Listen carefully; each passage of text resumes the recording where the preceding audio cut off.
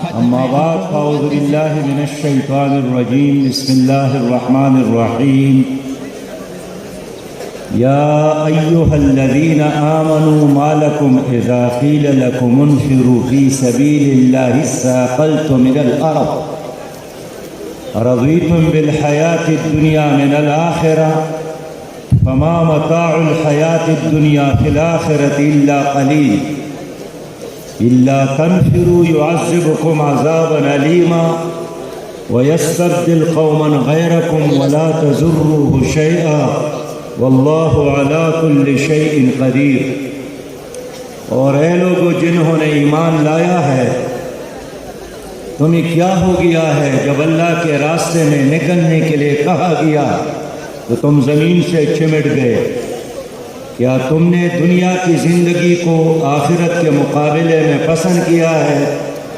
اور یہ دنیا کی زندگی آخرت کے مقابلے میں کچھ بھی نہیں۔ اگر تم لوگ اللہ کے راستے میں نہیں نکلے تو اللہ تمہیں دردناک عذاب دے گا اور تمہاری جگہ ایک اور قوم اٹھائے گا، اور اس فیصلے پر آپ اللہ سے نقصان نہیں پہنچا سکتے۔ اللہ تعالیٰ ہر چیز پر قادر ہے اور غالب ہے۔ صدق اللہ العظیم۔ واجب الاحترام حضرت علامہ مولانا حافظ ناصر الدین خاقوانی صاحب، انتہائی قابل احترام حضرت مولانا اللہ وسایہ صاحب، اسٹیج پر موجود میرے لیے بہت ہی قابل احترام، قابل صد احترام علماء کرام، مشائخ اعظام، اور اس عظیم شان اجتماع میں شریک میرے بہت ہی محترم پیارے بھائیوں، بزرگوں، دوستوں اور ساتھیوں، السلام علیکم ورحمۃ اللہ وبرکاتہ۔ وعلیکم السلام ورحمۃ اللہ وبرکاتہ۔ میں عالمی تحفظ مجلس ختم نبوت کہ تمام ذمہ داران کو، منتظمین کو، قائدین کو، پاکستان کے 22 کروڑ عوام کی طرف سے نہیں، 2.25 کروڑ مسلمانوں کی طرف سے، 2.25 ارب مسلمانوں کی طرف سے مبارکباد پیش کرتا ہوں کہ انہوں نے چنوٹ میں اور خاص کر اس جناب نگر میں عشق مصطفیٰ کا جو شمع روشن کی ہے، اور ہر سال ہزاروں اور لاکھوں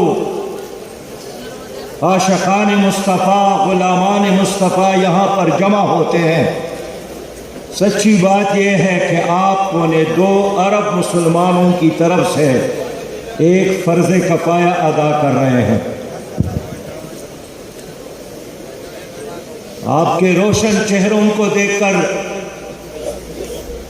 میرے اپنی ایمان میں اور حوصلے میں اضافہ ہوا۔ اللہ رب کریم ان علماء کرام کو اور آپ سب کو دنیا میں عزت اور آخرت میں جنت سے نوازے۔ میرے انتہائی قابل احترام بھائیوں، مسئلہ بالکل واضح ہے، کوئی ابہام نہیں ہے کہ قادیانی کافر ہے، اور جو اس کے کفر میں شک کرتے ہیں وہ بھی کافر ہے۔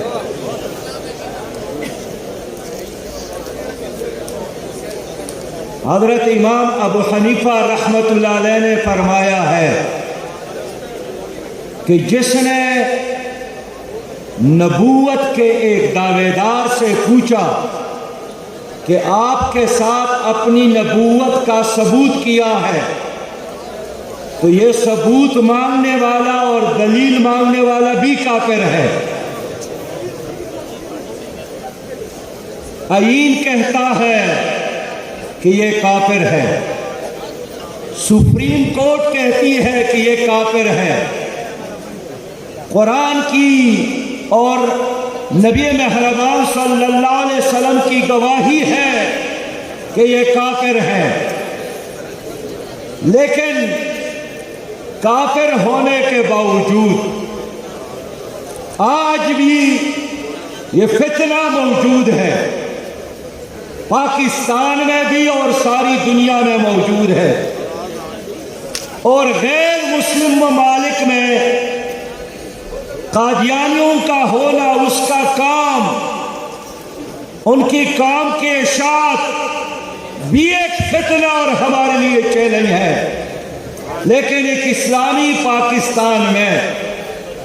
جس ملک کے قومی اسمبلی کے ماتھے پر لا الہ الا اللہ محمد الرسول اللہ لکھا ہے، جس ملک کے وجود کا مقصد ہی پاکستان کا مطلب کیا لا الہ الا اللہ ہے، 74 سال گزرنے کے باوجود بھی اس فتنے کا ہونا، ان کی سرگرمیاں، ان کی سازشیں، اداروں میں ان کی موجودگی، اور اپنے آپ کو اشارتاً کنایتاً نہیں، علی الاعلان اپنے آپ کو مسلمان کہنا، یہ 22 کروڑ مسلمانوں کے ایمان کے لیے اور غیرت کے لیے کیا ایک چیلنج نہیں ہے؟